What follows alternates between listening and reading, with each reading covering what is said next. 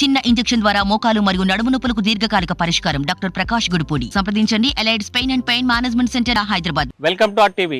నేను మీ హుసేన్. రాష్ట్ర రాజకీయాలు చాలా స్పీడ్గా మారుతూ ఉన్నాయి. రోజు రోజుకి అధికార ప్రతిపక్ష పార్టీల మధ్య మాటలు తూటాలు పెడుతున్నాయి. సీట్లు కేటాయింపులు ఇప్పటికే సిద్ధమైపోయింది. ఈ నేపథ్యంలో మనతో మాట్లాడడానికి కోడుమూరు నియోజకవర్గ టీడీపీ ఇన్ఛార్జ్ ఆకెపోకు ప్రభాకర్ మనతో ఉన్నారు. సార్ నమస్తే. నమస్తే సార్, ఈరోజు రాష్ట్ర రాజకీయాలు వేగంగా మారుతున్నాయి. కోడుమూరు నియోజకవర్గ ఇన్ఛార్జ్గా గత కొంతకాలంగా మీరు చాలా రోజుల నుంచి ఉంటున్నారు. అసలు ఆ నియోజకవర్గంలో ఉన్నటువంటి పరిస్థితి ఏంటి? ఈరోజు కోడుమూరు నియోజకవర్గంలో మరి దారుణమైనటువంటి పరిస్థితులు మనం చూస్తూ ఉన్నాం. గత 4 సంవత్సరాల 9 నెలల కాలంలో వైసీపీ చేస్తున్నటువంటి దౌర్జన్యాలు, హింస, ప్రజా వ్యతిరేక విధానాలు ఈ రాష్ట్రంలోనే కాదు, ప్రధానంగా ఈ యొక్క నియోజకవర్గంలో ఉన్నటువంటి అన్ని వర్గాల ప్రజలు విసిగి వెత్తచ్చిపోయినారు. ఎందుకంటే ఈ యొక్క 4 సంవత్సరాలు 9 నెలల కాలంలో ఎక్కడ కూడా అభివృద్ధి జరగలేదు. ప్రధానంగా కోడుమూరు నియోజకవర్గంలో ఎమ్మెల్యే గారు ఆ రోజు ఎన్నో హామీలు ఇచ్చారు, కానీ ఒక్క హామీ కూడా ఈరోజు నెరవేర్చలేదు. కనీసం ఒక చిన్న రోడ్డు వేయడానికి కూడా ఈరోజు దీనస్థితిలో ఉందంటే ఈ యొక్క వైసీపీ ప్రభుత్వము ఏ విధంగా చేస్తుందో ఒకసారి ఆలోచించాలి. ఎందుకంటే వైసీపీ చేస్తున్నటువంటి దుర్మార్గాలు ఈరోజు ఇసుక దందా కావచ్చు, లిక్కర్ దందా కావచ్చు, ఎర్రమట్టి కావచ్చు, భూ కబ్జాలు కావచ్చు, అన్ని రకరకాలుగా వాళ్ళ యొక్క ఆదాయాన్ని పెంచుకోవడానికి చేస్తున్నారు తప్ప ఎక్కడ నియోజకవర్గ అభివృద్ధి ఈ యొక్క నియోజకవర్గంలో ఎక్కడ కూడా కనపడలేదు.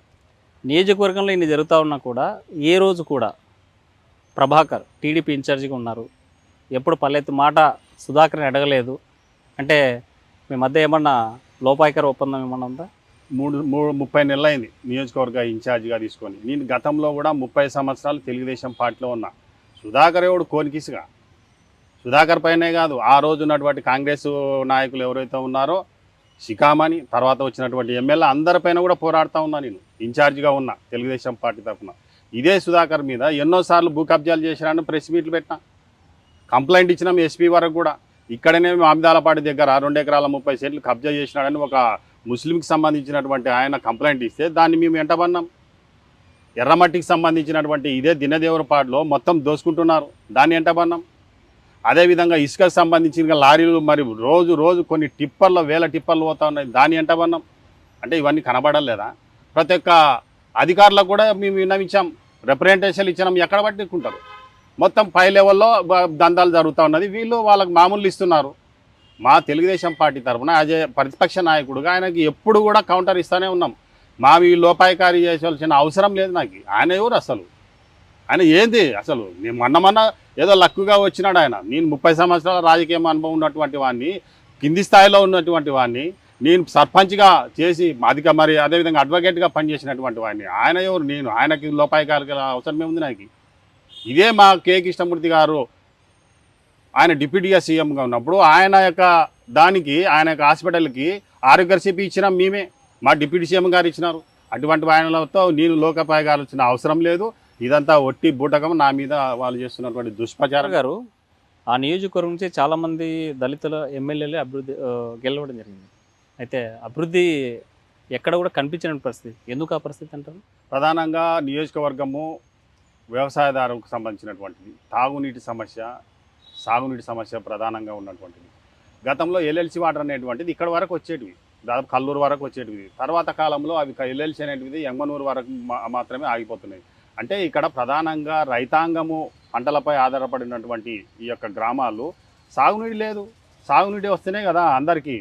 సాగునీటి ఎప్పుడైతే అందుతుందో వ్యవసాయదారుడు బాగుంటాడో అన్ని వర్గాలు బాగుంటాయి, అన్ని సమాజం బాగుంటుంది. ఇక్కడ తాగునీటి సమస్య ప్రధానంగా ఉన్నది. అదేవిధంగా వ్యవసాయానికి సంబంధించినటువంటి ఎల్ఎల్సి కావచ్చు, గాయల్దిన కావచ్చు, అదేవిధంగా మరి సుంకేశ్ల ఈరోజు ప్రశ్నార్థకంగా మారింది. కనీసం ఈరోజు దానిపైన ఉన్నటువంటి తుంగభద్రపై ఉన్నటువంటి ఈ సుంకేశ్ల మొత్తం ఇసుక తోడేస్తూ ఉన్నారు. రేపు భవిష్యత్తులో మరి అది ఏమవుతుందో తెలియని పరిస్థితి ఉన్నది. కాబట్టి ఇవన్నీ కూడా ప్రధానమైన సమస్యలు ఉన్నాయి. ఇంకోటి ప్రధానంగా ఈ రాష్ట్రం విడిపోయిన తర్వాత, జిల్లాలు విడిపోయిన తర్వాత ఈ జిల్లాకు సంబంధించినటువంటివి మనకు ప్రాజెక్టులు లేవు, కనీసము దేవాలయాలు కూడా లేవు. మనకు ఉండేది కేవలం ఒక మంత్రాలయమే. మనకు ప్రాజెక్టు కావాలంటే గుండ్రేవల ప్రాజెక్టు. ఆ రోజు చంద్రబాబు నాయుడు గారు ఇదే గుంజావల ప్రాజెక్టుకు సంబంధించి డిపిఆర్ చేయించారు. 2500 కోట్ల రూపాయలు కూడా జీవో ద్వారా మరి చేపించడం జరిగింది. ఆ రోజు మరి శాంక్షన్ చేసినారు. అంటే ఈ యొక్క గుండ్రేవల ప్రాజెక్టు వస్తే తప్ప పశ్చిమ ప్రాంతంలో ఉన్నటువంటి మొత్తము రైతాంగం బాగుపడుతున్న ప్రధానంగా కోడుమూరు నియోజకవర్గం సంబంధించి ఈ యొక్క గుండ్రేవల ప్రాజెక్టు పూర్తి చేసే బాధ్యత తెలుగుదేశం పార్టీ తీసుకుంటుంది. 22 టీఎంసీలు సామర్థ్యం కలిగినటువంటి ప్రాజెక్టు, అదేవిధంగా 2,65,000 ఎకరాలకు ఆయకట్టు ఇచ్చేటటువంటి ఈ యొక్క ప్రాజెక్టు రేపు తెలుగుదేశం పార్టీ రావడం తథ్యం. మా చంద్రబాబు నాయుడు గారితో మళ్ళా ఆ యొక్క ప్రాజెక్టుని పునరుద్ధరించి ఈ నియోజకవర్గానికి ఉన్నటువంటి సాగునీటి సమస్యను తీర్చే బాధ్యత తెలుగుదేశం పార్టీ తీసుకుంటుందని కూడా మీ ద్వారా గుండ్రేవుల ప్రాజెక్టు సంబంధించి గత 5 సంవత్సరాల్లో ఏదన్నా ముందడుగు పడిందంటారా? ఇప్పుడు ఇదే జగన్మోహన్ రెడ్డి అధికారం చేపట్టిన వెంటనే ఆయన రివ్యూ పెట్టుకున్నాడు. దశల వారీగా ప్రాజెక్టులకు సంబంధించి మేము ఏ ప్రాజెక్టు ప్రాముఖ్యత ఇవ్వాలని. దాంట్లో గుండ్రేవుల ప్రాజెక్టు కూడా ఉంది. మరి గుండ్రేవుల ప్రాజెక్టుకు సంబంధించినటువంటి ఇప్పటి వరకు కూడా దానికి సంబంధించి ఆలోచన కూడా చేయలేదు ఆయన. ఏ ఆలోచన కూడా చేయలేదు. కనీసం ఆ యొక్క ఫైల్ ఎక్కడ ఉందో కూడా తెలుసో లేదా మళ్ళీ ఆయనకు. అంటే ఈ గుండ్రేవుల ప్రాజెక్ట్ అనేటువంటిది ఎప్పటి నుంచో ఉంది ఈ యొక్క సమస్య. మేము ఆ సమస్యను తీర్చడానికే గతంలో మా చంద్రబాబు నాయుడు ఉన్నప్పుడు పైన గుర్రావేంద్ర కట్టినాం. దాని కింద ఉన్నటువంటి ఎత్తిపోతల పథకాలు చాలా వచ్చినాయి. ఆ యొక్క ఎత్తిపోతల పథకాల ద్వారానే ఆయకట్టుకి ఇచ్చినాం. కానీ ఈరోజు జిల్లాలు విడిపోయిన తర్వాత పైన ఉన్నటువంటి మన నంద్యాల జిల్లాకే మొత్తం ప్రాజెక్టులన్నీ వెళ్ళిపోయినాయి. మా జిల్లాకి ఏం లేదు, కర్నూలు జిల్లాకు ఏం లేదు. అసలు ఇంకా ప్రాజెక్టులు లేవు, నీళ్ళు లేదు. ఎల్ఎల్సి మొత్తం పైననే నిలబెట్టేస్తూ ఉన్నారు. మా జిల్లా బాగుపడాలంటే, కర్నూలు జిల్లా పశ్చిమ ప్రాంతం బాగుపడాలంటే ఖచ్చితంగా గుండ్రేవుల ప్రాజెక్టు రావాలి, తీసుకొస్తాం. మా చంద్రబాబు నాయుడు గారితో ఖచ్చితంగా ఆ యొక్క పనులను కూడా ఏళ్ళ నుంచి రాజకీయాల్లో ఉన్నామంటున్నారు. మరి ఇప్పటి వరకు మీకు పార్టీ పదవులు తప్ప రాజకీయంగా ఎన్నికైనటువంటి సందర్భాలు ఒకసారి ఏమో పోటీ చేశారు, ఓడిపోయిన కారణం ఏంటి? ఇప్పుడు నేను మా చంద్రబాబు నాయుడు గారి ఆశీస్సులతో ఆ రోజు 2004లో ఎమ్మెల్యేగా నిలవడం జరిగింది. అంతకంటే ముందుగా నేను 96లోనే పార్టీలోకి నేను వచ్చాను. ఆ రోజు చంద్రబాబు నాయుడు గారి యొక్క ఆశయాలు దాన్ని నచ్చి నేను గతంలో కూడా నేను విద్యార్థి దశలో ఉద్యమాల్లో పాల్గొన్నటువంటి వాడిని, ఎంఆర్పిఎస్లో మళ్ళీ జిల్లా స్థాయిలో పనిచేసినటువంటి వాడిని. మళ్ళీ 2004లో ఎమ్మెల్యేగా నిలబడినాం. 2001 నుంచి 6 వరకు కూడా మా గ్రామంలో సర్పంచ్గా మేజర్ గ్రామ పంచాయతీ అది సర్పంచ్గా ఆ రోజు పెద్ద మెజార్టీతో గెలవడం జరిగినది. సో ఆ 2004లో ఓడిపోవడానికి ప్రధాన కారణం ఏమంటే ఆ రోజు ఉన్నటువంటి వైఎస్ రాజశేఖర రెడ్డి హవా కావచ్చు, మొట్టమొదటిసారిగా ఈవీఎంలు ఆ రోజు మొట్టమొదటిసారిగా రావడం జరిగింది. ఆ రోజు కూడా నేను పెద్ద మెజార్టీతో ఓడిపోలే. ఆ రోజు 4 సార్లు ఎమ్మెల్యే అయినటువంటి శిఖామణి పైన ఆ రోజు మళ్ళీ నేను చిన్నవాడిని, నేను ఆ రోజు ఆయనపై నిలబడినాను. ఆ రోజు ప్రజలు ఆదరించినారు. మాది ఆ రోజు మా నైతిక విజయం ఆ రోజు నాది. దీనిలో పాటు నియోజకవర్గ ఇన్ఛార్జి కొనసాగుతారు, అక్కడ ఉన్నటువంటి పార్టీ కోసము కమిట్మెంట్ కార్యకర్తగా పనిచేస్తారు. అయితే ఎమ్మెల్యే సీటు వచ్చే వరకు ఎందుకోసమని మీకు ఇవ్వకుండా వేరే వాళ్ళకి ఇచ్చేటువంటి పరిస్థితి? ఇది చాలా మంచి క్వశ్చన్. 2004లో నిలబడినాను. మళ్ళీ 2009 వచ్చేసరికి నేను ఆ 5 సంవత్సరాలు ఇన్ఛార్జిగా పనిచేసిన తర్వాత మణిగాంధీ అనే వ్యక్తిని తీసుకొని వచ్చినారు, నిలబెట్టినారు. తర్వాత ఆయన మళ్ళీ వెళ్ళిపోయినాడు, వైసీపీలోకి వెళ్ళిపోయినాడు. వెళ్ళిపోయిన తర్వాత మళ్ళీ 2009 నుంచి కూడా 14 వాళ్ళకి ఇన్ఛార్జిగా చేసిన. ఆ రోజు రాజకీయ సమీకరణం వల్ల బీజేపీకి ఇవ్వడం జరిగింది. అంటే ఇక్కడ ఏం జరుగుతుంటే ఇక్కడ తెలుగుదేశం పార్టీ నాకు అన్యాయం చేయలే. తెలుగుదేశం పార్టీని నమ్ముకున్నాను కాబట్టి ఆ రోజు ఉద్యమాల్లో తిరుగుతూ ఉన్నా కాబట్టి నాకు ఆ రోజు 2004లో నాకు సీటు అవకాశం కల్పించింది.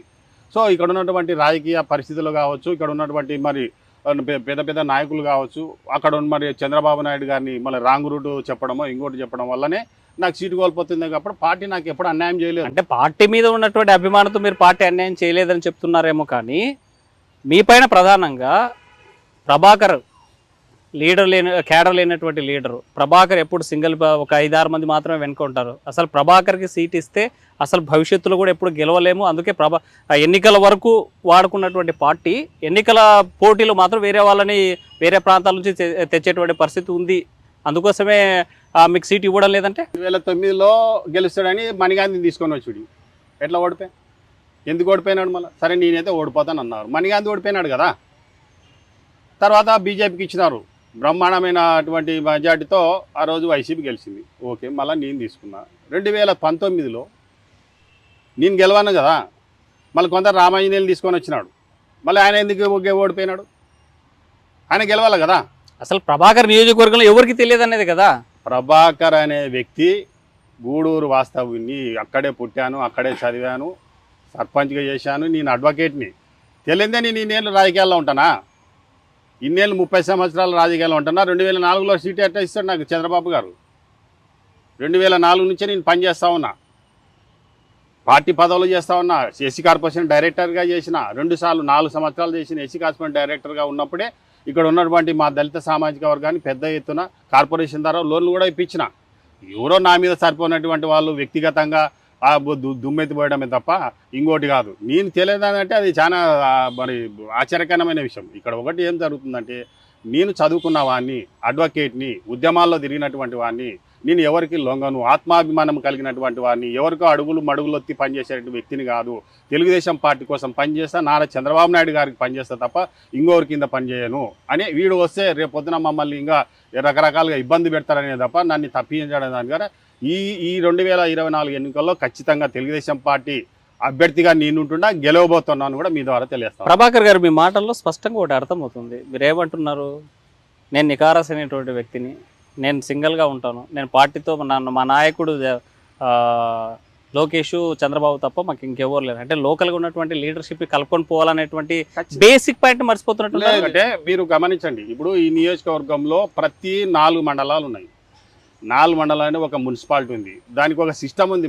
మా తెలుగుదేశం పార్టీకి మండలము, దాని కింద కమిటీ ఉంటుంది, ఇప్పుడు క్లస్టరు, ఇన్ఛార్జ్, యూనిటీ, వీళ్ళందరినీ కూడా తయారు చేసినాం. వీళ్ళంతా నా టీము, నాకు ప్రత్యేక వర్గం అంటూ లేదు. నా తెలుగుదేశమే నా పార్టీ, నా వర్గం, అంతే తప్ప ఇక్కడ ఉన్నటువంటి నాయకులందరినీ గౌరవిస్తాము. కోట్ల సూర్యప్రకాష్ రెడ్డి గారు కానీ ఇంకోరు కానీ అందరు ఉన్నారు ఇక్కడ నాయకులు, వాళ్ళందరినీ గౌరవిస్తాం. నేను ఎవరికి వ్యతిరేకం కాదు, అది స్వేచ్ఛ. ప్రజలకు సేవ చేయడానికి, ప్రజలకు మేము అందుబాటులో ఉంటున్నాం, అన్ని రకాలుగా పనిచేయడానికి సిద్ధంగా ఉన్నాం. ఉద్యమాల్లో పనిచేసినాం. ఏ యొక్క కార్యకర్తకు అన్యాయం జరిగినా కూడా వాళ్ళ కోసం పనిచేస్తూ ఉన్నాం, అంతే తప్ప మాకు ఇక్కడ ఉన్నటువంటి ఎవరు వ్యతిరేకం కాదు.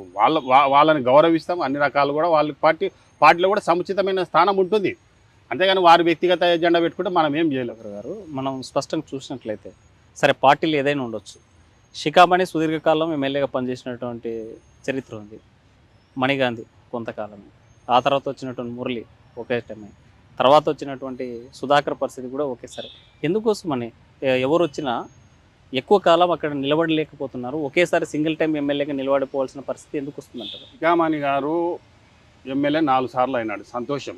ఎందుకంటే అప్పుడున్నటువంటి పరిస్థితులు వేరు. శిఖామణి తర్వాత వచ్చినటువంటి మిగతా ఎమ్మెల్యేలు కావచ్చు, నేను కావచ్చు, ఓడిపోయిన కావచ్చు, ఎడ్యుకేషన్ అనేది పెరిగింది. తర్వాత వచ్చే వాళ్ళు చదువుకున్న వాళ్ళు, విద్యావంతులు, మరి సామాజిక దృక్పథం ఉన్నటువంటి వాళ్ళు, ప్రధానంగా వ్యక్తిత్వం తన సొంతంగా ఉండాలనే వ్యక్తిత్వం కోరుకునేటువంటి వాళ్ళు, ఇప్పుడు ఉన్నటువంటి వాళ్ళు, అటువంటి వాళ్ళు వస్తే నచ్చరు. ఇప్పుడు ఉన్నటువంటి నాయకులు ఎవరైనా కావచ్చు, ఎంతసేపు ఉన్నా వాళ్ళు మా కింద ఉండాలా, మేము చెప్పినట్టు నడుచుకోవాలా, ఎస్ మేము వాళ్ళని కాదంటలేము. ఆ విధంగానే ప్రతిసారి ప్రతి చోట మారుస్తూనే ఉన్నారు. ఇదే ఇప్పుడు ఉన్నటువంటి జగన్మోహన్ రెడ్డి ఎస్సీలను మారుస్తున్నాడే తప్ప వేరే వాళ్ళని ఎక్కడైనా మారుస్తున్నాడా? ఎందుకంటే మనం చూస్తున్నాం కదా, ఎముడూరు నియోజకవర్గం ఒక రెడ్డి, చెన్నకేశ్వర రెడ్డి, మీరు స్పష్టంగా వినాలి, చెన్నకేశ్వర రెడ్డి ఒక ఎస్సీ నియోజకవర్గంలోని మార్చింది లేదు, అలా అనేసి ప్రతి చోట అలాంటి ప్రతి నియోజకవర్గంలో రెడ్డిని మార్చలేదు. మీరు చెప్పుకున్నట్లు అన్ని సామాజిక వర్గాల సోషల్ ఇంజనీరింగ్లో భాగంగా రెడ్డి సామాజిక వర్గం అయినా సరే చెన్నకేశ్వర రెడ్డిని మార్చారు కదా, మరి ఇది కాదా? ఇప్పుడు సోషల్ ఇంజనీరింగ్ మీరు చెప్తా ఉన్నారు. సోషల్ ఇంజనీరింగ్ అసలు మేము చేసింది అది. మా ఎన్టీ రామారావు గారు ఎప్పుడో ఎస్సీ బీసీలకు, మైనార్టీలకు పెద్దపీట చేసి వాళ్ళు ఏదో ఆ రోజు చదువుకున్న వాళ్ళకు, డాక్టర్లకు, ఇంజనీర్లు, లాయర్లకు సీట్లు ఇచ్చినటువంటి ఘనత మా చంద్రబాబు నాయుడు గారిది, ఎన్టీ రామారావు గారు మా తెలుగుదేశం పార్టీది. మీరు అడుగుతున్నటువంటి ఎమ్గనూరు పరిస్థితి ఏదైతే ఉన్నదో అది వారి యొక్క పార్టీకి సంబంధించినటువంటి విషయం. ఉన్నటువంటి నాలెడ్జ్ ప్రకారం నేను అనుకునేమంటే, ఆయన 4 సార్లు ఎమ్మెల్యే అయినాడు, తర్వాత ఏజ్ పైబడి ఉండవచ్చు, సరే సోషల్ ఇంజనీరింగే అనుకుందాము. సరే మిగతా చోట్ల ఏ విధంగా ఉంది?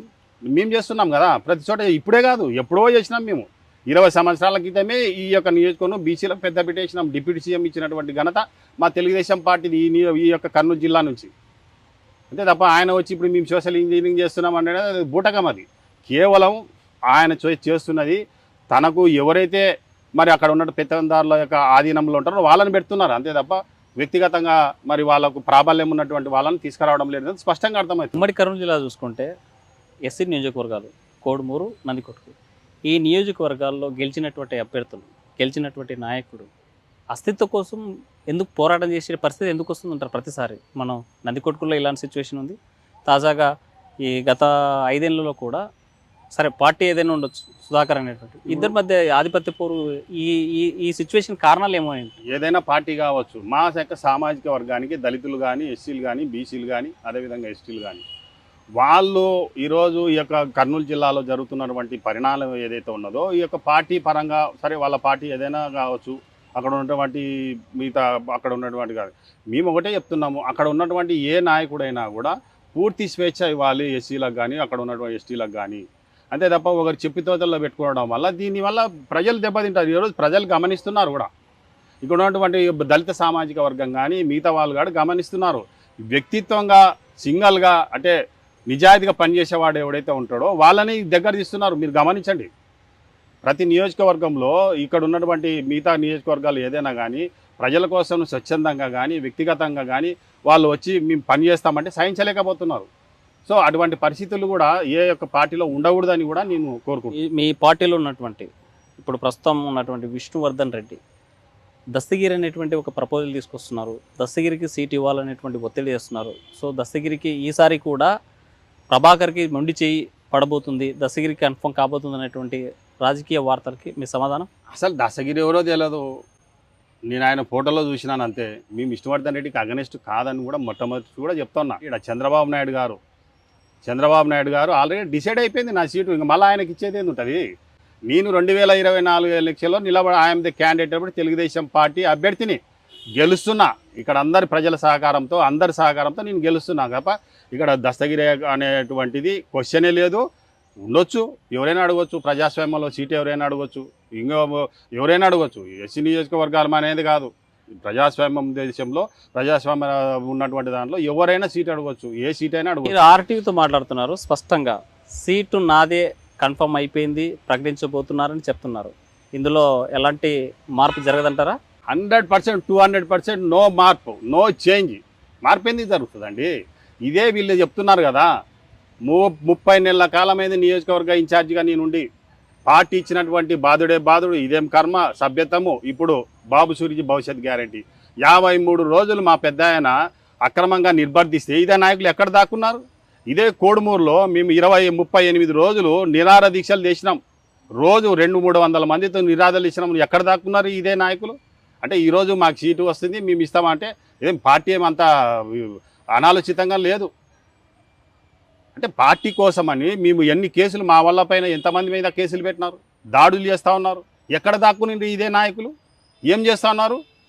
అంటే మీ వ్యక్తిగతమైన స్వలాభం కోసము పార్టీ గెలిస్తే మూమెంట్లో నా చెప్పుతలో ఉన్నటువంటి వాళ్ళని పెట్టుకోవాలా? ఓకే, మేము అది కాదు, మేము అది ఒకటి, మేము ఈడ క్లియర్ తెలుగుదేశం పార్టీ కోసం మేము పనిచేస్తున్నాం, తెలుగుదేశం పార్టీ అభ్యర్థిగా నిలబడబోతున్నాం, దీంట్లో వేరే ఆలోచన అంటూ లేదని. మణిగాంధీ గెలిచేటువంటి పార్టీలో ఏ పార్టీ అయితే వస్తుందో ఆ పార్టీ మారబోతారనేటువంటి ఫస్ట్ నడుస్తుంది. ఈ మధ్య కాలంలో వైసీపీ అధికారం రాదనేటువంటి ఒక రాష్ట్ర వ్యాప్తంగా జరిగేటువంటి ప్రచారంలో భాగంగా మణిగాంధీ మీ పార్టీలోకి రాబోతున్నారు, సీట్ కన్ఫర్మ్ చేయబోతున్నారు, ఆ రకంగా సీట్ కన్ఫర్మ్ చేసి వస్తారంటున్నాడు. అప్పుడేంటి మీ పరిస్థితి? చాలా ఆశాస్పదమైనటువంటిది. అక్కడ మా చెడైనోడు ఇక్కడే మంచి అయితే నాకు తెలియదు. అసలు అక్కడ ఆయనని గేట్ దగ్గర కూడా రానియలేదనేది నాకున్నటువంటి ఇన్ఫర్మేషను. ఆయన ఎప్పుడు ప్రజల్లో ఉండడు. ఒకవేళ ఎమ్మెల్యే అయితే అయిండవచ్చు. ఎమ్మెల్యే అయిన ఉన్నప్పుడు మళ్ళీ ఏ విధంగా పనిచేసినాడో ఈ నియోజకవర్గంలో ప్రజలందరికీ తెలుసు. నేను వ్యక్తిగత విమర్శలకు పోదలుచుకోలే. ఈరోజు మీరు అడుగుతున్నారు కాబట్టి చెప్తా ఉన్నా. ఏ పార్టీ అయితే గెలుస్తుందో లాస్ట్ మూమెంట్లో వస్తాడు, కర్చీఫ్ వేసుకోవడానికి వస్తుంటాడు. అది గమనిస్తుంది పార్టీ కూడా. ఆయన ఏ విధంగా తెలుగుదేశం పార్టీలోకి వచ్చినాడో, ఏ విధంగా మేము తీసుకున్నామో మళ్ళీ రేపు అదే పరిస్థితి ఉంటుంది. కాబట్టి ఆయన గురించి మనం ఎంత తక్కువ ఆలోచిస్తే అంత మంచిదని కూడా మీ ద్వారా తెలియదు. ఈ నియోజకవర్గ ప్రజలకి ప్రభాకర్ అంటే ఎవరికి తెలియదు, ప్రభాకర్ పేరు ఈ నియోజకవర్గంలో వినపడదు, ఆయన ఎవరో తెలియదు అనేటువంటి వారికి మీరేం సమాధానం చెప్తారు? ఆకెపోవు ప్రభాకర్ గూడూరు వాస్తవుడు నంబర్ 1. నేను చదివింది 1వ తరగతి నుంచి ఇంటర్మీడియట్ వరకు గూడూరులో చదివినటువంటి వాడిని. ప్రభాకర్ ఈ నియోజకవర్గంలో ఉన్నటువంటి గూడూరు వాస్తవుని న్యాయవాది నంబర్ 1, నా వృత్తి అది. ప్రభాకర్ ఒక సర్పంచ్గా ఎదిగినటువంటి వాడిని. ఆకెపోవు ప్రభాకర్ ఒక తెలుగుదేశం పార్టీ సిన్సియర్ కార్యకర్త, సైనికుణ్ణి. ప్రభాకర్ ఎక్కడ అన్యాయం జరిగినా మా యొక్క తెలుగుదేశం కార్యకర్తలకు అన్యాయం జరిగినా అక్కడ ఉంటాడు. ప్రభాకర్ ఈ యొక్క తెలుగుదేశం పార్టీకి 30 సంవత్సరాలుగా జెండా మోస్తూ ఈ 30 నెలలుగా తెలుగుదేశం పార్టీని నడిపించినటువంటి నాయకుడు ఆకెపోవు ప్రభాకర్. కూడా ప్రభాకర్ అనేటువంటికి నీతికి నిజాయితీకి తెలుగుదేశం పార్టీకి కట్టుబడి పని చేస్తున్నటువంటి వాడిని. ప్రభాకర్ అనేటువంటి వాడు ఈరోజు తెలుగుదేశం పార్టీకి అండగా ఈరోజు ఆకెపోవు ప్రభాకర్ అనే వ్యక్తి నేను ఒక వ్యక్తి కాదు, తెలుగుదేశం పార్టీ సైనికుల్లో సైనిక నాయకుడిని ఒక శక్తిగా ఈరోజు మీ ముందుకు రాబోతున్నాడు. రేపు తెలుగుదేశం పార్టీ అధికారంలోకి వచ్చిన తర్వాత ఈ యొక్క ప్రభాకర్ ఏమిటో చూపిస్తాం. వర్గ ప్రజలకి మీరేం చెప్పదలుచుకున్నారు రాబోయేటువంటి ఎన్నికల నేపథ్యంలో? నియోజకవర్గ ప్రజలకి మీ ద్వారా ఒకటే అప్పీల్ చేస్తా ఉన్నాను. అన్న, మీరు ఇన్ని రోజులుగా అందరికీ అవకాశం ఇచ్చారు. ఆకెపో ప్రభాకర్ 30 సంవత్సరాలుగా తెలుగుదేశం పార్టీ రాజకీయాల్లో ఉంటాను, నాకు ఒక అవకాశం ఇవ్వండి. ఈ నియోజకవర్గంలో సమూలమైనటువంటి మార్పులు తీసుకొని వచ్చి ప్రజలకు అందుబాటులో ఉంటూ అభివృద్ధి సంక్షేమ కార్యకలాపాలను ప్రధానంగా దళితులను, బీసీలను, ఎస్సీలను అందరినీ కూడా వారికి కావలసినటువంటిది ఏదైతే ఉన్నదో ఈ నియోజకవర్గానికి కావలసినటువంటి సమస్యలు ఏవైతే ఉన్నావో వాటిని తీర్చడానికి మీ యొక్క సేవకునిగా, మీ యొక్క తమ్మునిగా, మిత్రునిగా మీ ముందు ఉంటానని కూడా మీ ద్వారా తెలియజేస్తా ఉన్నాను. ఆగిపోకు ప్రభాకర్ ఒకటే చెప్తున్నారు, దళితుల అస్తిత్వాన్ని కోల్పోకుండా రాజకీయం చేయడం నా నైజం, అందుకోసమే నేను కట్టుబడి పనిచేస్తున్నా. నేను ఈ నియోజకవర్గంలో ఒక కార్యకర్తగా కాదు సైనికునిగా పనిచేస్తున్నా. రాబోయేటువంటి ఎన్నికల్లో సీటు మార్చడం ఎవరి తరం కాదు, పోటీ చేసేది నేనే, గెలిచేది నేనే అంటున్నారు ఆకెపోకు ప్రభాకర్. మరిన్ని వీడియోస్ కోసం ఛానల్ ని సబ్స్క్రైబ్ చేయండి, లేటెస్ట్ అప్డేట్స్ కోసం వాట్సాప్ ఛానల్ ని ఫాలో చేయండి అండ్ లింక్ డిస్క్రిప్షన్ లో ఉంది.